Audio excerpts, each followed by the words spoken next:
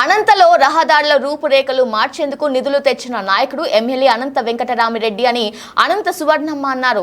నగరంలోని 30వ డివిజన్లో వైసీపీ నేతల ప్రచారం భారీ జనసందోహం మధ్య సాగింది. ప్రజలు పెద్ద ఎత్తున జనం తరలి రావడంతో పార్టీలో జోష్ కనిపించింది. ఈ సందర్భంగా అనంత సువర్ణమ్మ మాట్లాడుతూ టవర్ క్లాక్ వద్ద ట్రాఫిక్ సమస్య గతంలో ఎలా ఉండేదో అంత చూశారన్నారు. కానీ ఈ రోజు అనంత చొరవతో ఆ సమస్య లేకుండా పోయిందన్నారు. దీనికి ప్రధానమైన కారణం అనంత వెంకటరామిరెడ్డి అన్నారు. అనంత కృషితోనే కేంద్రం నుంచి నిధులు అనతి కాలంలోనే రోడ్ల విస్తరణ, బ్రిడ్జ్ నిర్మాణం జరిగిందన్నారు. ఒక డివిజన్ లోనే 1.5 కోటితో అభివృద్ధి పనులు చేసినా అభివృద్ధి కనిపించడం లేదని టీడీపీ నాయకులు అనడం సరైంది కాదన్నారు.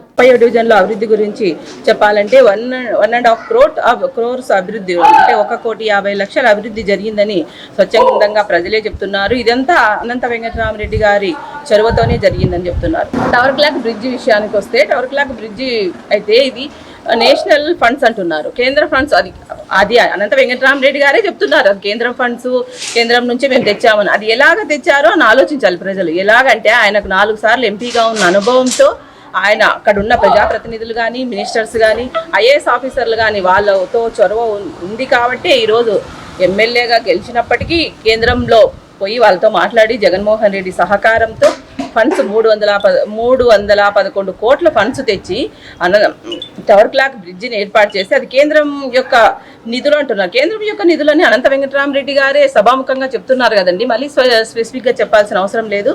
అది తర్వాత రికార్డుగా మన సీఎం జగన్మోహన్ రెడ్డి గారు కానీ, అంటే రోడ్లు భవనాల శాఖ మంత్రి నితిన్ గడ్కరీ కానీ చెప్పడం మనం అందరం చూసాం. అదేం కొత్త విషయం కాదు. కానీ అది ఎలా తెచ్చాడు, ఏం చేశాడు అనేది ప్రజలు ఆలోచించాలి. టవర్ క్లాక్ బ్రిడ్జ్ అది కూలిపోకముందే అది కూలిపోతుంది, నాణ్యత తగ్గింది అనే విషయాన్ని అనంత వెంకటరామిరెడ్డి గారు గమనించి రోడ్లు భవనాల శాఖ వారితో అయితేనేమి, రైల్వే శాఖ వారితోనేమి స్వచ్ఛందంగా ఆయనే వెళ్ళి అది ఎంత నాణ్యత ఉంది అని కనుక్కొని తర్వాతనే మన ఫండ్స్ 311 కోట్ల ఫండ్స్ రిలీజ్ అయిన తర్వాతనే స్వచ్ఛందంగా ఆయనే డెమాలిష్ చేయించడం జరిగింది. డెమాలిష్ చేయించిన తర్వాత అనతి కాలంలోనే, అంటే మనం 2 సంవత్సరాల కాల వ్యవధి తీసుకున్నాం, కానీ 1.5 ఇయర్లోనే అది పూర్తి చేయడం జరిగింది. మనం ఒక చిన్న ఇల్లు కట్టుకుంటేనే 2 years 3 years సమయం పడుతుంది. అంత పెద్ద బ్రిడ్జ్ను ఇన్ టైంలోనే 1.5 ఇయర్లోనే చేయడం అంటే అది గొప్ప విషయం. ఎవరైనా దాన్ని హర్షించాల్సిన విషయం.